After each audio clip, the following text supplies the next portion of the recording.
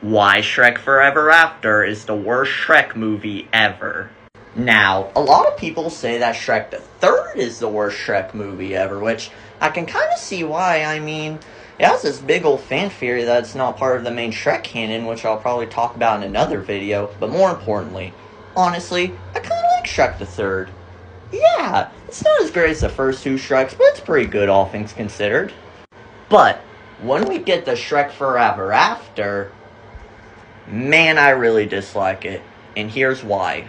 First of all, the movie opens like any other Shrek movie, as a storybook intro, but here's where my first nitpick of the film comes in. We see Fiona's parents, King Harold and Queen Lillian, go to Rumpelstiltskin to free Fiona, which, didn't they already meet Shrek in Shrek 2? Come on, it's like they're trying to make it where Shrek 2 never happened, which is saying a lot because that was like the best Shrek ever.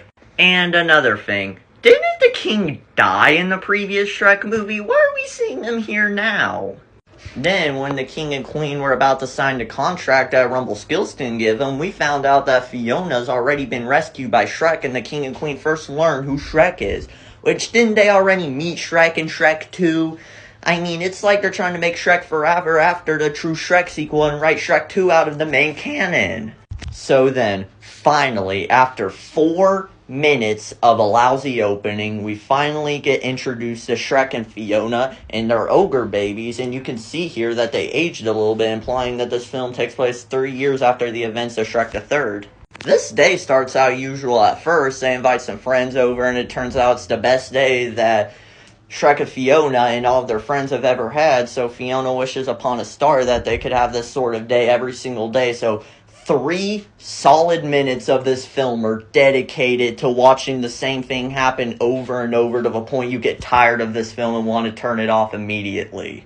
So then, finally, after 3 minutes of watching them have the same day over and over, we finally cut the Shrek and Fiona in bed, and Shrek seems a little miserable. At first, we thought it was because he was gonna be tired again because it was going to be the same day. Then he goes up to a drawer, pulls up an old beware of an ogre sign, and starts missing his old self. And then 2 minutes of this film are dedicated to him just missing his old self. Yeah. So, getting tired of Shrek Forever After yet? It's okay, it's only going to get worse from here. So then, we're 10 minutes into the movie, and we find out that the ogre babies have a birthday party, and they go to, where else but far, far away, to have the birthday party in the castle, and, well, what do you know? The queen seems to know who Shrek is and know that Fiona's saved. Wow, Shrek 2's canon again. So, was it just the opening scene of this film that's not canon? Or is it just this scene that's not canon? I don't know, I'm so confused here, people. This party seems to be going well at first. I mean, the ogre babies have a good time, Shrek's meeting some old friends again, but then, here's where the trouble begins. Shrek meets this really annoying kid who's like, do the roar, which I actually laughed at that. This is the only time I was even amused during this film. Then, this kid seems to really annoy Shrek, as he is really into hearing Shrek roar. Then, things only get worse from Shrek from here. He gets annoyed at the ogre babies. His old pal Donkey gives him a hard time. He has to deliver the cake. Donkey eats the cake. Everyone thinks that it was him. They get a new cake. Then Shrek loses his mind and then absolutely smashes the cake and leaves the party. Whew. Now, the film could have just ended with Shrek leaving the party and everyone hates him. But then Fiona goes out and starts having a spat with Shrek herself. Is like, Shrek, you're unbelievable. Yeah, Fiona's just being a little Karen here. I actually laughed at that too. Then Shrek, it's like, I wish I never saved you, Fiona. And then Shrek just leaves, and finally we're 20 minutes in, and the plot's actually beginning. He actually meets Rumpelstiltskin, and the plot's actually beginning. Yay. Rumpelstiltskin acts like he's scared of Shrek at first, so gets Shrek into the spirit, and then Rumpelstiltskin ends up befriending Shrek, and then he shows him his lair and tries to get Shrek to sign the contract. Then Shrek tries to sign it. He starts thinking a lot. Rumpelstiltskin goes crazy. He just wants Shrek out of the picture. And this sequence took 10 minutes. Yeah, whenever I was a little kid, I skipped through that 10 minutes. Not capping.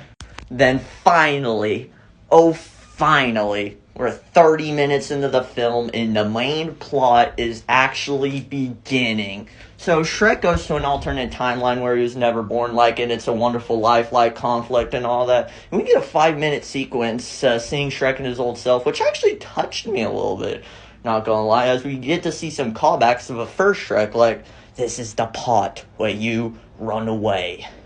Then, while Shrek was enjoying it and all that, we see his ogre house, and Shrek's like, alright, Rumble, the contract's finally over, and he sees his ogre house was never there. He never started a family because he was never there to start it. Then, 2 minutes of this film are dedicated to Shrek being kidnapped by witches. The witches have him locked up. We finally get to see Shrek as a slave.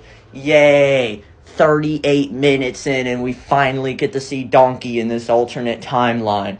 Then everything seems to go wrong since, like, everyone else seems to go crazy without Shrek.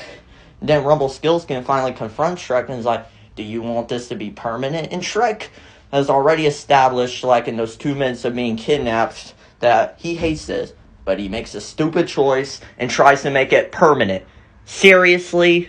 He finally gets to meet up with the other ogres, which I did not know there are other ogres in this universe. You're telling me in the previous 3 films, other ogres existed and we never got to meet them?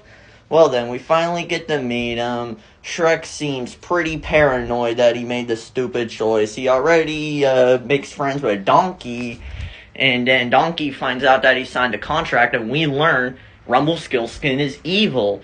Well, I guess I never figured that out in the non-canon opening scene where he non-canonly makes him sign the contract and non-canonly finds out about Shrek and non-canonly saved Fiona.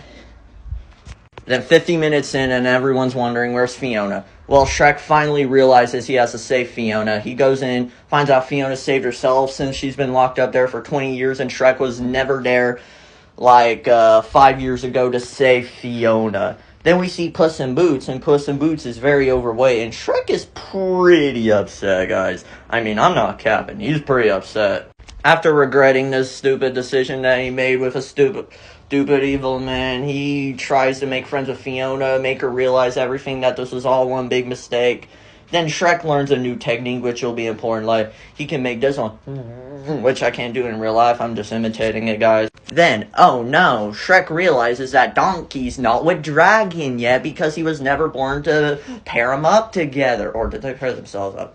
I don't know. I'll save that for another time, peoples. So then, we finally meet the dragon after, like, 68.5 minutes into this film. They seem to like each other at first, but then Dragon ends up turning on Donkey, and Shrek and Fiona learn that they have one thing in common. They have to beat the dragon. Then, yada yada yada, they beat the dragon, true love's kiss, the contract seems to expire, and Shrek goes back to that party, and you think after being through all of that crap, Shrek would have learned his lesson, right? Nope. The only thing he learned was the cool new trick that the ogres taught him. Then he teaches Fiona and the ogre babies that he can do it. Come on, you were in that mess for 40 minutes and you're telling me this is the only thing you learned? So, you still think Shrek the Third is the worst Shrek movie ever?